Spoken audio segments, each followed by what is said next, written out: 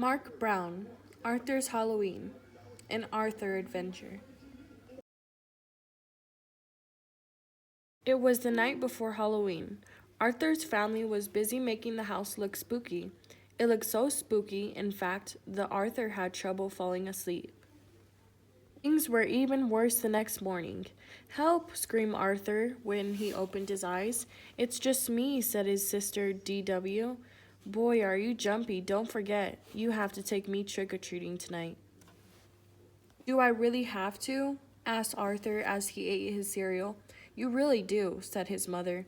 "And I want to go to every house," said D.W. Arthur groaned. "I'll be the only one who has to drag his baby sister along."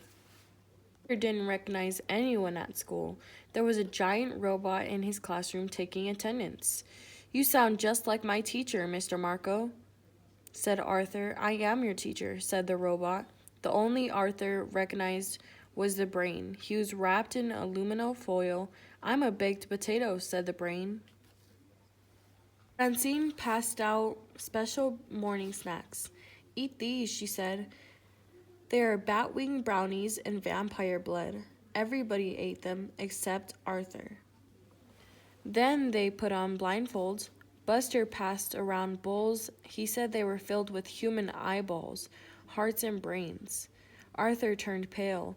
When it was his turn, he wouldn't even touch them. "What a scaredy cat," said Francine. "Chicken," said Muffy. "They're only peeled grapes, jello, and cold spaghetti." When it came time to go trick-or-treating, Buster knew which houses to skip.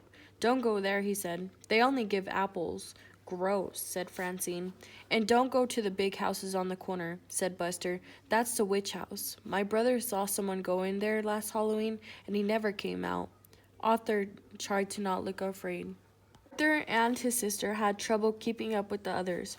First W got her tail caught, then her bag broke. "You're such a pain in the neck," said Arthur. "DW must be short for dimwit." But DW didn't answer. Arthur turned around just in time to see her disappear into the witch's house. Arthur's hands turned ice cold, and his heart began to race. He walked up to the spooky old house. The front door was open just a crack. Slowly, Arthur went inside. "Look," cried Buster. "Arthur just went in that witch. Probably put Arthur and DW into her oven, just like Hansel and Gretel," said Sue Ellen. "Maybe she's using them for weird scientific experiments," said the brain. "I bet she locked them in a cellar to starve," said Buster. "Maybe we should follow him," said Francine. "Maybe we should call the police," said Muffy. Everyone was too scared to move. Inside the house, it was very cold. Arthur thought he saw ghosts all around him. He walked down a long, dark hall.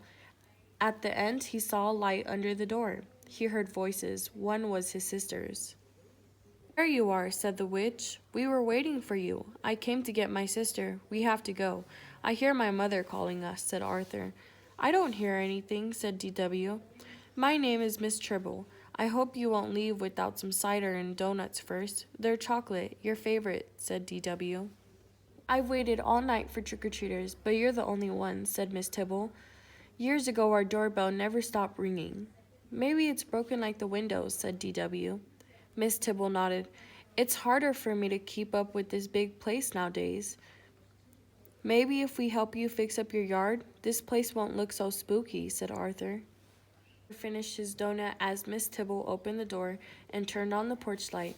She gave Arthur and DW a big hug. "See you Saturday to rake the leaves," said Arthur. "Still alive?" said Francine. "I can't believe you went in there alone," said the brain. "You're so brave," said Sue Ellen. "What's in the bag?" asked Buster. "Probably eyeballs, hearts, and brains," said Francine. "It's easy to find out," said Arthur. "Just close your eyes and reach in there unless you're too scared." "We've been to every house now. Can we take the shortcut home through the cemetery?" asked DW. "The cemetery? On Halloween? Are you guys crazy?" asked Francine. "Follow me," said Arthur as he marched ahead. "The cemetery is a great place. People are just dying to get in."